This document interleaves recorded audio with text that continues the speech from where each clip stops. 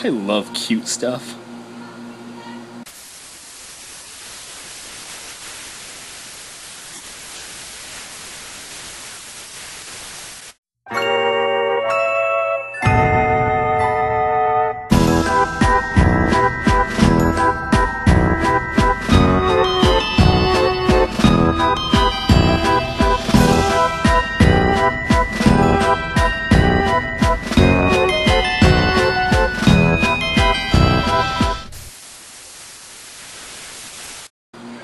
So I just finished watching Squid Girl. It is a very, very adorable little anime.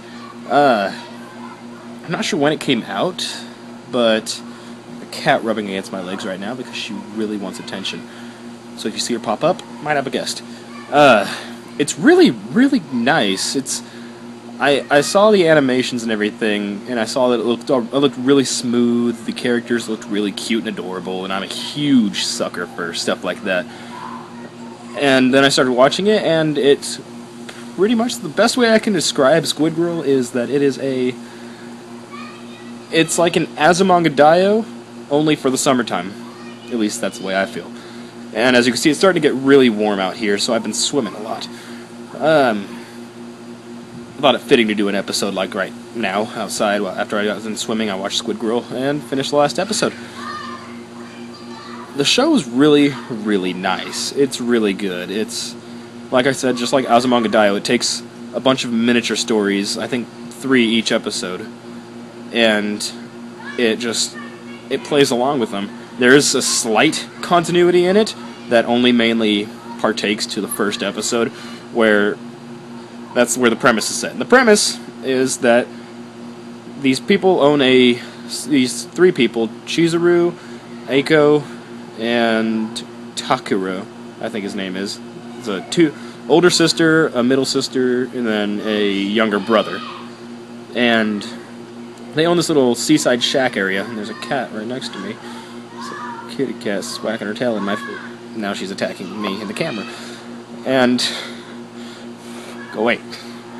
Anyway, these 3 own a seaside shack where they pretty much just do the same. They sell snacks and everything on the beach. And pretty much what happens is Squid Girl is this squid girl. No other way to describe her. She comes from the ocean because people have been polluting the oceans and everything, and she's ready to do a hostile takeover of the planet Earth to teach humans how to respect the ocean. Thing is, other than the fact that her hair is actually like tentacles that can stretch out and have super strength and everything, she's not really that powerful. And that becomes very obvious because she tries to show off her power when the main of those 3 family members, Aiko, the middle child, she pretty much is like, alright, who are you cosplaying as? She's like, cosplaying. And to show off her power, she pretty much breaks a hole in the wall of the seaside shack, not knowing that that's not going to faze this family. This family, for some reason, does not get freaked out or anything by that, and instead get angry. And now Squid Girl is working to help pay off the debt, and that's pretty much the premise. And this cat is wanting all the attention. That's pretty much the premise. The stories all focus around. Excuse you. The stories all focus around the interactions between Squid Girl and these characters, and it's really, really nice. It's just a bunch of stuff to make you go, aww, because Squid Girl's adorable. These characters are all adorable. I like the animation. It's very, very smooth, and the humor is done with a quick pace a lot of the times, and it just makes for some really funny stuff. The ending of the first season is... It wasn't depressing. I think it was trying to get you to feel sad, but it didn't work all that well. I felt a little like, oh, this could suck, but I already know there's a season 2, so I figured everything would be alright, and it turned out to be alright. This is going to be a shorter review because, other than the fact that it's a bunch of little mini-scenes like My Ordinary Life or Azumanga Daioh, there's not really much else to talk about. The characters all have their nice little personalities, but there's a lot of stereotypes. The older sister is that super quiet girl that's always got a smile on her face, but you know she can kill you if she wanted to. So everyone's terrified of her. You got a lifeguard who's actually crazy about her. The most interesting character in this entire show is, ironically, not Squid Girl. There's this girl, I can't pronounce her name, it's like Sanai or something. She is so crazily in love with Squid Girl that it borderlines insanity, and it's just crazy. She's openly, like, stupidly in love with her, and it's crazy.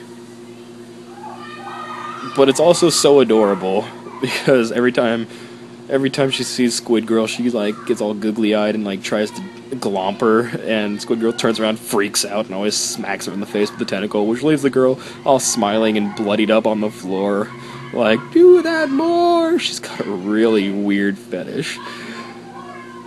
I highly recommend this show. There are people screaming on the other side of my fence.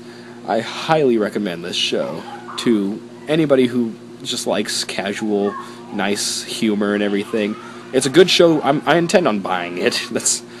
I intend on buying the series, because it's a show I can see myself watching every time summer rolls around, because since it takes place on a beach, it feels very summer, and it feels right that I've started watching it around the time that Fresno started heating up. So that's pretty much what I got for it. Characters are nice. It's got some really, really funny moments. I hope they haven't done an English dub yet, because I'm a little scared. Because if there's any problem I would have with the show, is that she talks like a Smurf. Only instead of saying Smurf everything, she says squid or ink. Like, this is ink-tastic. However, because I watched it in Japanese, it didn't faze me that much. So hopefully if they do an English dub, they'll kind of get rid of some of that, because it's almost everything she says. And reading the subtitles is not near as bad as I'm sure hearing it would be, because I hate the Smurfs. And so the Japanese voice actors are all great. I'd stick with those. Plus, I don't have to listen to Squidly. This is so squidly. What the squid are you doing here? It'd get too much for me. So if you want to check it out, check out the Japanese first, unless they have an English one and you think you can handle all the squidly and inkly and everything, stuff like that. Check it out, it's really good, and I'm looking forward to looking at Season 2, which is also on Crunchyroll. I'll be putting the link to the first episode in the description, as I normally do, and I'll be back next week with Season 2, because I'm going to start watching that ASAP. Peace. As you fade underneath, and what I should do.